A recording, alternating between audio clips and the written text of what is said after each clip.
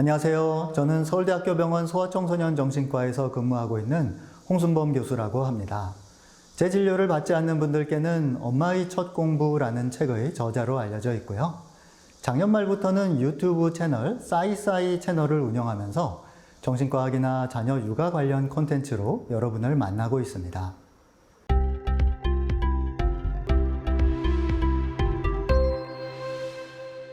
오늘 영상은 제 채널을 위한 영상은 아니고요. 학교 정신건강 자문 서비스를 제공하는 위닥터에서 저를 초대해 주셔서 영상을 준비하게 되었습니다. 이번에 제가 말씀드릴 주제는요. 학교 가기를 거부하는 아이인데요. 요즘에 참 많죠. 학교 안 가겠다는 아이들이 정말 많습니다. 그래서 부모님들도 이런 생각 많이 하실 것 같아요. 우리 때는 당연히 가야 하는 게 학교였는데 요즘에는 왜 이렇게 학교 안 가겠다는 아이들이 많을까? 그리고 좀 더 연배가 높은 조부모님 세대에서는 이런 생각도 하실지 모르겠어요. 우리 때는 학교에 가고 싶어도 못 가는 경우가 많았고 집안에서 부모님이 장난만 공부 뒷바라지 해주셔서 학교 가는 오빠가 그렇게 부럽게 느껴졌었는데 그 좋은 학교를 왜 안 가려는 거야? 이렇게 생각하시는 어르신들도 계실 것 같아요. 자, 그런데 우리가 각자 자기 머릿속에서만 생각하면 현실을 알 수가 없죠. 그러니 학교에 가기를 거부하는 아이들의 구체적인 사례를 보고 말씀을 나눕시다. 2달 전부터 등교를 거부하는 초등학교 5학년 여자아이입니다. 아이는 매일 똑같이 반복되는 일상이 싫고 선생님의 수업도 재미가 없고 어렵다고 합니다. 등교 거부 초반에는 결석과 지각을 반복하긴 했지만 학교 가서 교실에 앉아 있었습니다. 그러다가 2, 3주가 지난 후부터는 아예 교실에 들어가는 걸 거부하고 친구들의 시선마저 회피하며 학교 상담실에서 하루 종일 그림만 그리다가 하교합니다. 중간 놀이 시간이나 점심시간에 학급 친구들이 상담실로 학생을 보러 와서 간식을 챙겨주기도 하고 같이 이야기도 하지만 아무리 애를 써도 교실에 들어가려 하지 않습니다. 최근에는 초등학교 자퇴, 검정고시에 관한 이야기도 하고 있어서 이대로 학업 중단을 하게 되지 않을까 염려가 됩니다. 집에서는 아빠와 사이가 좋지 않고 양육 스타일이 강압적인 편입니다. 엄마도 일을 하다 보니 자녀들을 세심하게 챙기기는 어렵습니다. 학년이 올라갈수록 휴대폰 사용을 통제하려고 해도 말을 듣지 않고 계속 누워서 휴대폰만 들여다보니 부모는 아이를 더 못마땅해하고 잔소리를 하게 됩니다. 부모의 잔소리가 듣기 싫은 아이는 더욱 자신의 마음을 알아주는 학교 밖 친구들 혹은 SNS에 빠져서 학교 생활을 더욱 등한시하는 모습입니다.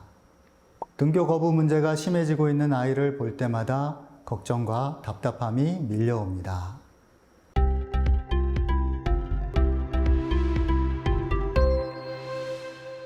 이 아이는 초등학교 5학년인데요. 보통 이 나이의 아이들이 저 상담받고 싶어요, 저 도와주세요 하고 스스로 원해서 상담실을 찾는 경우가 많지는 않죠. 그보다는 선생님이나 부모님 같은 주변의 어른들이 원해서 상담을 받기 시작합니다.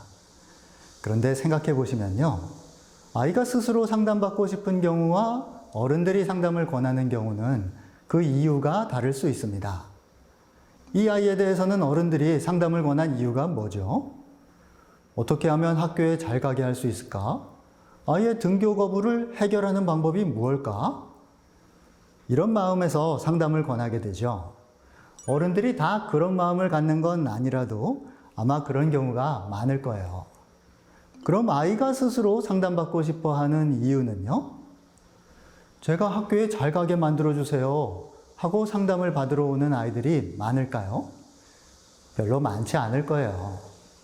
아직 상담이 뭔지도 잘 모를 나이라서 스스로 상담실에 찾아오기도 쉽지가 않겠지만 막상 상담을 받으러 오더라도 아마 다른 식으로 이야기를 꺼낼 가능성이 높을 거예요. 예를 들어 이런 게 힘들어서 왔어요. 힘들지 않게 도와주세요. 같은 이유로 상담을 원할 가능성이 높겠죠.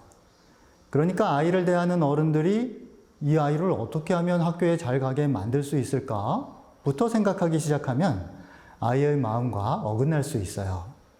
그보다는 아이가 등교를 거부하는 이유가 혹시 뭔가 힘든 게 있어서 그럴까?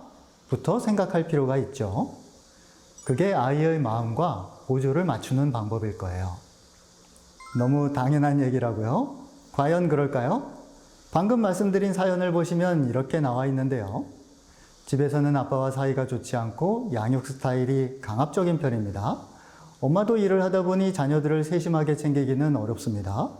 학년이 올라갈수록 휴대폰 사용을 통제하려고 해도 말을 듣지 않고 계속 누워서 휴대폰만 들여다보니 부모는 아이를 더 못마땅해 하고 잔소리를 하게 됩니다. 부모의 잔소리가 듣기 싫은 아이는 더욱 자신의 마음을 알아주는 학교 밖 친구들 혹은 SNS에 빠져서 학교 생활을 더욱 등한시하는 모습입니다. 말하자면 부모님께서 개입하시는 내용이 전부 아이의 행동을 바꾸려고 하시는 거잖아요. 등교 문제에 대해서나 휴대폰 사용 문제에 대해서나 아이에게 행동을 바꾸라는 잔소리를 많이 하고 계시고 행동이 바뀌지 않으면 못마땅해 하시면서 더 잔소리를 하시게 되고요. 앞에서 제 소개를 하면서 언급한 책 엄마의 첫 공부를 보시면요. 행동에 대한 조언 혹은 잔소리를 하시기 전에 마음 공감을 먼저 하시라는 내용이 나옵니다. 그런데 상담 때 이 말씀을 드리면 극과 극 반응을 보이는 부모님들도 계신데요. 한쪽 극단은 이미 다 아는 당연한 얘기인 것처럼 반응하시기도 하고요. 하지만 막상 들여다보면 이번 사연에서도 알 수 있듯이 잘 실천하지 못하고 계신 경우가 많죠. 그리고 다른 쪽 극단은 말도 안 된다는 식으로 반응하시기도 해요. 예를 들어, 아이가 학교를 안 가려고 하는데 어떻게 공감해 줄 수가 있어요? 하고 생각하시는 거죠. 그리고 그 이면에는 이런 마음이 숨어 있을 수 있는데요. 아이 마음에 공감해 주고 나면 아이가 원하는 대로 들어줘야 하는 거 아닌가? 하는 걱정이 숨어 있는 거죠. 그러다 보니 아이에게 공감해 주시는 일에 거부감을 갖는 부모님들도 계신데요. 하지만 아이가 말하는 모든 내용에 공감해 주시라는 말씀이 아닙니다. 공감해 줄 부분을 찾아서 공감해 주시라는 거죠. 그게 해결의 실마리가 되는 경우가 많거든요. 이에 대해서는 제가 이미 다양한 경로로 설명을 드린 내용이니까 여기서는 간단히 짚고 넘어갈게요. 더 알고 싶은 분은 엄마의 첫 공부를 참고하시거나 구체적으로 연습해보고 싶은 분은 청소년 자녀의 뇌와 대화하는 방법을 찾아보시기 바랍니다.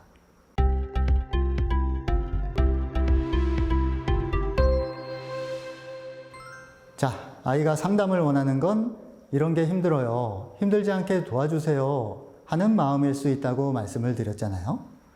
그럼 구체적으로 어떤 게 힘들어서 학교에 안 가고 싶을까요? 이번 사연에선 주목할 점이 아이가 현재 초등학교 5학년이고 2달 전부터 등교를 거부했다고 해요. 그러니까 벌써 5년째 학교를 다니고 있는데 처음부터 학교에 안 가려고 했던 건 아닌가 보네요. 그렇다면 두 가지 가능성을 생각해 볼 수 있겠죠. 첫 번째 가능성은 등교 거부가 시작된 시점, 그러니까 약 2달 전 혹은 그보다 조금 전부터 어떤 힘든 일이 시작되었을 가능성이 있을 거고요. 그리고 두 번째 가능성은 그보다 한참 전부터 어떤 힘든 일이 있었는데 아이가 계속 참고 버티며 지내오다가 마침내 2달 전부터 등교를 거부했을 가능성도 있을 거예요. 이 두 가지 가능성을 다 생각해 봐야 해요. 물론 이 둘은 딱 부러지게 나뉘는 건 아니고 두 경우가 섞여 있을 수도 있는데요. 예를 들어 이미 오래전부터 힘든 걸 버텨오던 중에 최근에는 더 힘든 일이 생겼다든지, 하지만 편의상 둘을 나눠서 생각해 보겠습니다. 우선 첫 번째 가능성, 그러니까 등교 거부가 시작된 무렵에 어떤 힘든 일이 시작되었을 가능성에 대해서는 우리가 흔히 떠올리는 일들이 여기에 속할 수 있죠. 예를 들어 이 무렵부터 같은 반에 놀리는 아이가 생겼다든지, 물론 이게 꼭 2달 전에 시작된 건 아닐 수 있어요. 더 오래 전부터 괴롭힘을 당했는데 참고 버티다가 2달 전부터 등교를 거부하게 된 것일 수도 있는 거죠. 혹은 어떻게 하다 보니 이번 학년 들어서는 친구를 사귀지 못했거나 아니면 친구를 사귀기는 사귀었다가 어떤 계기로 그 친구와 멀어지면서 다른 친한 아이가 아무도 없게 되었다든지, 그래서 학교에 가면 외롭고 어색한 입장에 놓인 게 약 2달 전부터였을 수도 있는 거죠. 물론 이 경우도 더 오래전부터 그랬는데 참고 버텨오다가 2달 전부터 등교를 거부한 것일 수도 있지만요. 때로는 이번 학년에 유독 무서운 선생님을 만나서 그런 경우도 있어요. 작년까지는 매년 친절하고 부드러운 담임 선생님만 만났는데 이번 선생님은 엄하고 무서운 거예요. 그래서 같은 반 다른 아이들이 혼날 때도 자기가 몹시 긴장하고 무서워하는 아이들이 있죠. 다른 아이들 혼날 때 속으로 키득거리는 아이도 있는 반면 마치 자기가 혼나는 것처럼 심지어 직접 혼나는 당사자보다도 더 속으로 긴장하고 무서워하는 아이들도 가끔 있습니다. 이렇게 유달리 겁이 많아서 학교에 안 가려고 하는 아이들도 있는데요. 다만 이런 경우는 5학년보다는 좀 더 어릴 때, 그러니까 2학년이나 3학년 때쯤 일어날 가능성이 높긴 해요.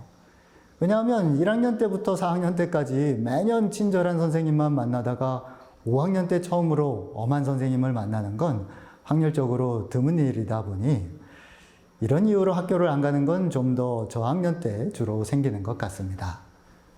그리고 공부가 원인일 수도 있죠. 고학년이 되어 공부가 어려워지면서 학교에 안 가려고 하는 경우도 있어요. 하지만 이런 경우에도 실은 더 어릴 때부터 공부에 어려움이 있었을 수 있고요. 이미 저학년 때부터 공부가 쉽지 않았는데 그래도 아이가 남보다 열심히 하거나 혹은 부모가 열심히 관리하거나 그렇게 남보다 더 노력해서 간신히 따라가다가 학년이 올라가자 버거워지는 경우도 있습니다.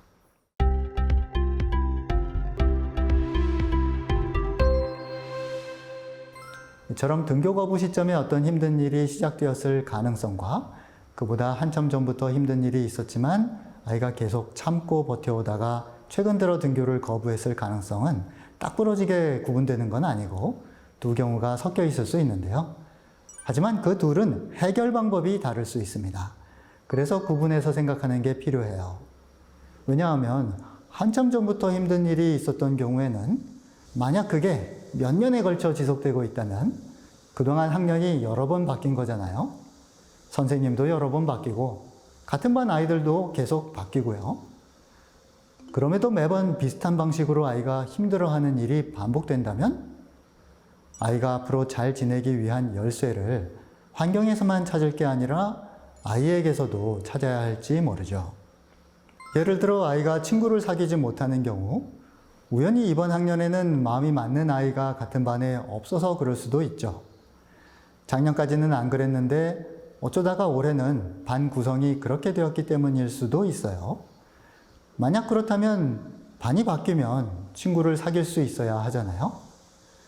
그런데 지난 몇 년간 반이 여러 번 바뀌고 같은 반 아이들도 계속 달라지는 동안 줄곧 친구를 사귀지 못하고 있다면 반 구성이 아이랑 안 맞아서 그렇다고 생각하는 게 문제 해결에 도움이 안 되겠죠.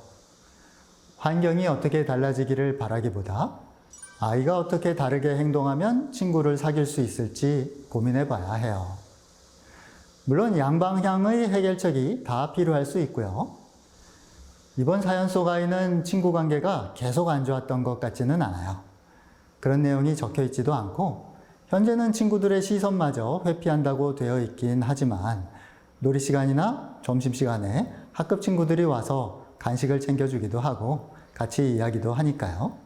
그걸 보면 다른 아이들이 이 아이에게 호의적인 것 같은데 하지만 선생님이 시켜서 그러는 것일 수도 있으니 정말로 친구 관계가 어떤지는 좀 더 파악이 필요할 것 같아요. 한편으론 자신의 마음을 알아주는 학교 밖 친구들 혹은 SNS에 빠져서 학교 생활을 등한시한다고 하니 학교 내에는 친한 친구가 없는 것 같기도 하고 그렇다면 학교 밖 친구들에게 더 끌리는 이유가 있는지도 알아봐야 할 것 같고요. 그리고 아이의 표현에 따르면 매일 똑같이 반복되는 일상이 싫고 선생님의 수업이 재미가 없고 어렵다고 하는 모양인데요. 이것만 갖고 단정할 수는 없지만 이 부분은 아이가 최근 들어 이렇게 느끼기 시작한 게 아니라 꽤 오랫동안 이렇게 느껴온 게 아닌가 싶죠. 어차피 학교에서의 일상이라는 건 1학년 때부터 계속 비슷한 일상이 반복되었을 테고 실은 앞으로도 일상이 막 재밌게 확확 바뀌지는 않을 테고요. 만약 이번 선생님의 수업만 유난히 재미가 없고 어려운 거면 어떻게든 올해만 버티는 방법도 생각해 볼 수 있지만요. 몇 년째 계속 그래왔으면 앞으로 학년이 바뀌어 새로운 선생님을 만난다고 해결될 문제가 아닌 거죠. 그러니 아이가 잘 지낼 열쇠를 환경 변화에서만 찾을 게 아니라 아이의 변화에서도 찾아야 할 수 있을 거예요. 그럼 어떤 아이가 이렇게 매일 똑같이 반복되는 일상이 싫고 선생님의 수업도 재미가 없고 어렵다고 할까요? 아직 단정할 순 없고 실제 상담을 통해 더 많은 정보를 얻고 판단해야 하겠지만 만약 수업 내용이 계속 어렵다고 하면 지능이 어떤지도 검사해 볼 필요가 있죠. 수업이 어려워서 이해를 못하니 재미가 없는 것 같으면요. 하지만 지능과 별개로 지루함을 잘 느끼는 아이여서 수업이 재미없을 수도 있어요. 매일 똑같이 반복되는 일상이 싫다는 것도 그렇죠. 한마디로 지루하다는 거잖아요. 그럼 어떤 아이가 매사에 지루함을 잘 느낄까요? 집중력이 약한 아이, 산만한 아이, 참을성이 부족한 아이가 그럴 수 있죠. 다 그렇다는 말씀이 아니라 고려해 볼 필요가 있다는 말씀이에요. 이런 아이들은 지루한 걸 참는 게 남보다 더 힘들다 보니 남들과 똑같은 시간 앉아서 수업을 듣고 똑같은 양의 숙제를 하더라도 더 힘들게 에너지를 쏟으며 하고 있는 셈인데요. 그러던 게 학년이 올라가면서 한계에 부딪히는 거죠. 때로는 규칙을 못 견디는 아이도 그럴 수 있어요. 단체 생활에는 지켜야 하는 규칙이 있기 마련이잖아요.